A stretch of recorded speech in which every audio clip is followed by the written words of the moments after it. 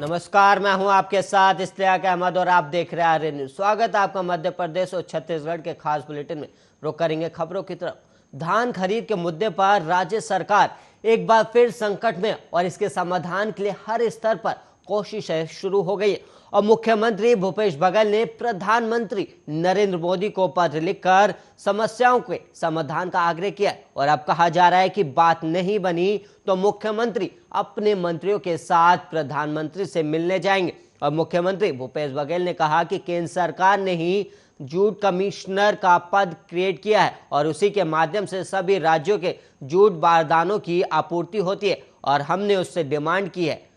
हमने प्रधानमंत्री को पत्र लिखा है, हमें अधिक बारदानों की आवश्यकता होगी और हमने उष्ण चावल लेने का भी आग्रह किया है। अब मुख्यमंत्री भूपेश बघेल ने कहा कि अगर प्रधानमंत्री की ओर से अनुमति मिल जाती है तो अच्छी बात है, नहीं तो उनसे मिलने का समय मांगेंगे और पूरे मंत्रिमंडल के लोग जाएंगे ताकि छत्तीसगढ़ की समस्याओं के बारे में उन्हें अवगत कराया जा सके। और साल 2019 की धान खरीदी के समय भी छत्तीसगढ़ सरकार ऐसे ही संकट में थी और केंद्र सरकार ने बोनस देने की स्थिति में चावल लेने से इनकार कर दिया था और उस समय मुख्यमंत्री ने सर्वदलीय बैठक भी बुलाई थी और किसान संगठनों की बैठक में समर्थन जुटाया गया था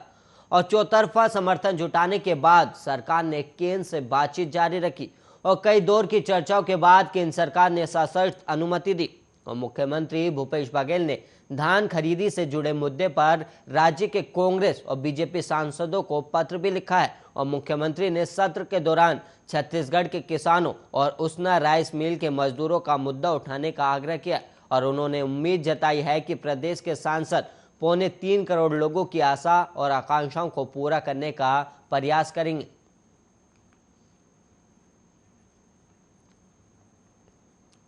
बीजेपी संगठन ने 24 और 25 नवंबर को विधायकों की बैठक बुलाई है और इसमें राष्ट्रीय सह संगठन मंत्री शिव प्रकाश और प्रदेश प्रभारी पी मुरलीधर राव विधायकों से 1-to-1 बात करेंगे और खास बात यह है कि इस दौरान प्रदेश अध्यक्ष वी.डी. शर्मा मौजूद रहेंगे, लेकिन मुख्यमंत्री शिवराज सिंह चौहान राज्य से बाहर होने के कारण बैठक में शामिल नहीं होंगे और ऐसे में इस बैठक को सत्ता पर संगठन की कसावट के तौर पर देखा जा रहा है और ये पहला मौका होगा जब शिव प्रकाश विधायकों से सीधे संवाद करेंगे और ये बैठक भोपाल में होशंगाबाद रोड स्थित आमेर ग्रीन्स में आयोजित की गई है और इसके बाद 26 नवंबर को प्रदेश कार्य समिति की बैठक होगी और पार्टी सूत्रों का कहना है कि इस बैठक का कोई एजेंडा मंगलवार देर शाम तक जारी नहीं हुआ था। हालांकि माना जा रहा है कि विधायकों से केंद्र और राज्य सरकार की योजनाओं का फीडबैक लिया जाएगा और इसके साथ ही विधायकों से उनके कामों की जानकारी भी ली जाएगी और इतना ही नहीं,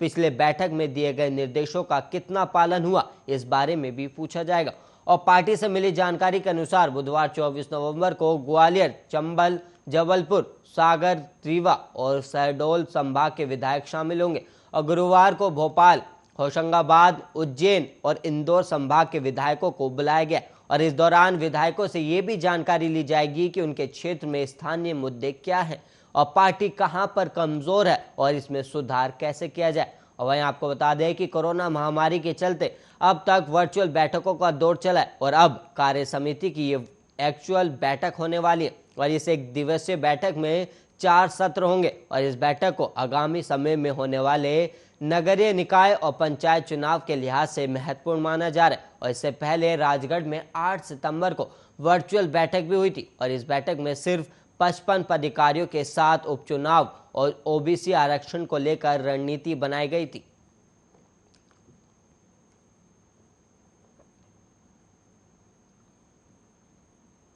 भिंड के गोहद थाना क्षेत्र स्थित पीपरसाना गांव के पास संचालित 2 क्रैशर के इस रास्ते को लेकर सोमवार को विवाद घेरा गया और दोनों पक्षों की ओर से करीब 2 दर्जन गोलियां चलाई गई और इस गोलीबारी में दोनों पक्षों से एक कर्मचारी घायल हुए और इस मामले में गोहद थाना पुलिस ने मंगलवार को घायलों के बयान के आधार पर दोनों पक्षों के 9 लोगों पर 307 जान से मारने का प्रयास करने के तहत एफआईआर दर्ज किए और इस मामले में पुलिस ने गोहद से पूर्व विधायक और बीजेपी नेता रणवीर जाटव को भी आरोपी बनाया और ये बताना उचित होगा कि पूर्व विधायक रणवीर जाटव केंद्रीय मंत्री ज्योतिरादित्य सिंधिया के समर्थक है और कांग्रेस को छोड़कर बीजेपी में शामिल हुए थे और गोहद थाना पुलिस के मुताबिक फरियादी भोला खां का बेटा बाबू खान निवासी मेवाती मोहल्ला ग्वालियर गोलीबारी में घायल हुआ, जिसका इलाज ग्वालियर के ट्रॉमा सेंटर में चल रहा है। और घायल भोला ने पुलिस को बताया कि वो भगवती क्रेशर पर ऑफिस बॉय के रूप में कार्य करता था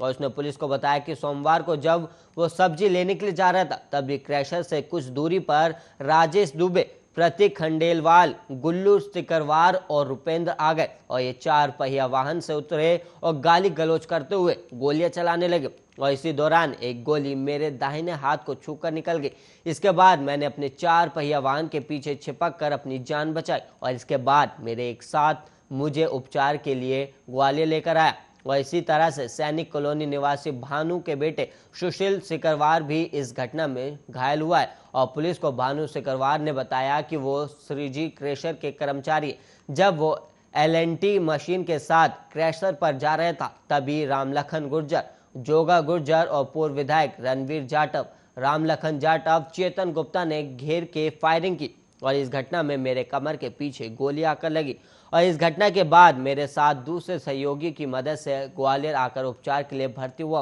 और थाना प्रभारी गोपाल सिंह सिकरवार का कहना है कि इस पूरे मामले में कुल 9 लोगों को आरोपी बने और घायल भानु की शिकायत पर पूर्व विधायक जाटव के खिलाफ मुकदमा दर्ज किया गया।